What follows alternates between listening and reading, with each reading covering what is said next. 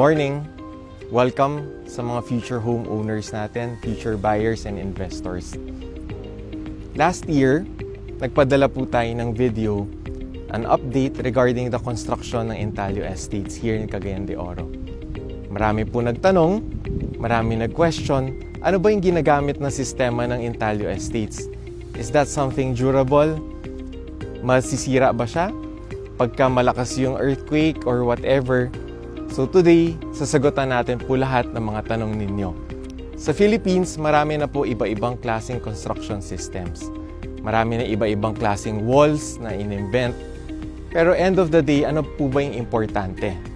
Importante, it's designed by a structural engineer and yung computations niya are reviewed properly.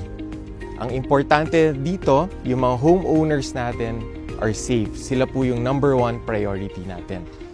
So let's go. Ikutin natin yung site and I'll tour you around Intalio Estates. So nandito na po tayo ngayon sa site.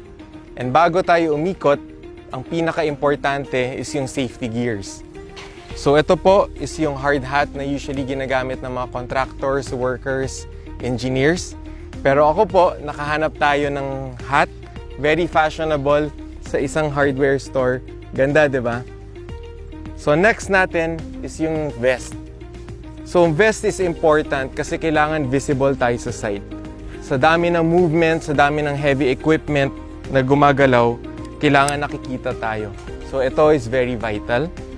Ang next natin, which is important to every engineer, architect, or even foreman, is the measuring tape. Ito kailangan nandito nakikita yung sukat ng mga spacing ng rebars, spacing ng mga loob ng kwarto, etc. And lastly, meron lang po akong dinagdag ang sledgehammer.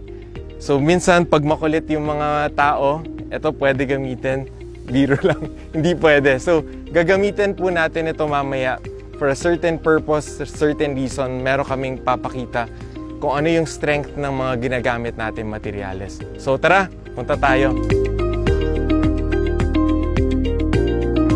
So as mentioned earlier, maraming iba-ibang klaseng wall systems or construction systems na ginagamit. And isa sa pinaka-widely used dito sa Philippines is the conventional way. So ito po, papakita ko lang sa likod kung paano nag-work ang isang conventional construction with columns and beams. So nauuna ang columns and beams with this rebar na may mga ties sila, okay? And then ilalagay po sila sa loob nitong box. So itong tinatawag natin na formworks comes in different ways. So meron ginagamit ng mga plywood, may phenolic board, even steel. So depende siya sa use or sa kailangan ng contractor. Pero ang isang ganito, ang use lang niya siguro mga 3-4 times, maximum na po yun. And then kailangan po ulit nila gumawa ng bagong formworks. Ang buong columns and beams acts as the structure itself, meaning siya po mismo yung nagsusupport sa buong bahay. So regardless kung 2-story siya, single story, or even multiple story, pwede po siyang gawin. And then, ito na po yung pinaka-famous natin na hollow block. Okay? So ang isang standard size ng hollow block is 8 by 16 inches. And ang paglatag sa kanya is staggered. Parang ganito po. So bakit ginagawang ganyan? Ang purpose na lang po niya is para i-envelope yung structure natin. So it's not something na load-bearing, hindi po siya kumakarga ng weight. As mentioned, ang columns and beams na po ang nagkakarga ng lahat. So every 3 layers, nilalagyan rin po siya ng rebar. So bakit importante yung rebar? Kasi kailangan ng structure ng flexibility. If concrete lang siya, it's too brittle. Pagka steel naman, malakas siya sa tensile or pag sinistretch, pero pagka kinocompress, mahina naman po siya. Pero pagka kinumbine ng dalawang produkto, ang steel and ang concrete, mas matibay siya, mas flexible. So ang isang hollow block, ang strength po niya is nagre-range from 500 to 750 PSI. So ano pong ibig sabihin ng PSI? Marami nagtatanong. Ang PSI, ibig sabihin is pounds per square inch. So ibig sabihin, for every square inch natin, may 500 pounds na pwede ilagay doon na load.